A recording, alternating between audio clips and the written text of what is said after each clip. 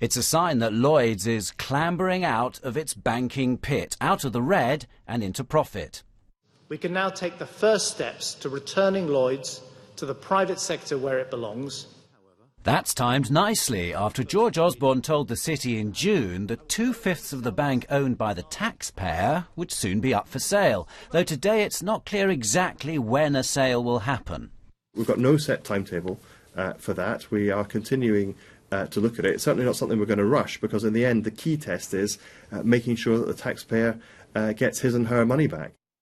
Lloyds' profits turnaround has been driven by a drop in losses from bad debts, down 43%. Less money, half as much, set aside to pay compensation for the mis-selling of payment protection insurance, or PPI, to customers.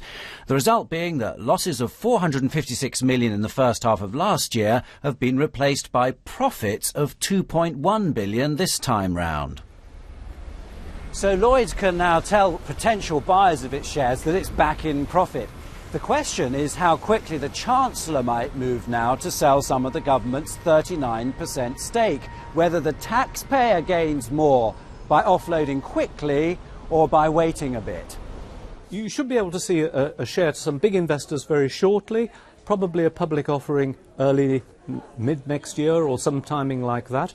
So in 18 months or so it may well be possible that the taxpayers paid off in effect, and those shares are owned not by the government. What about the price?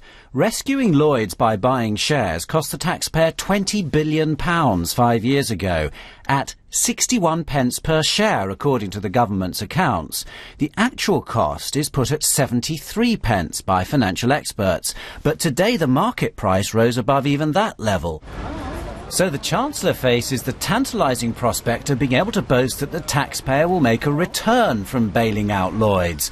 But the whole process will take many months and depends on City and international investors wanting to buy into Britain's battered banks. Simon Gompertz, BBC News.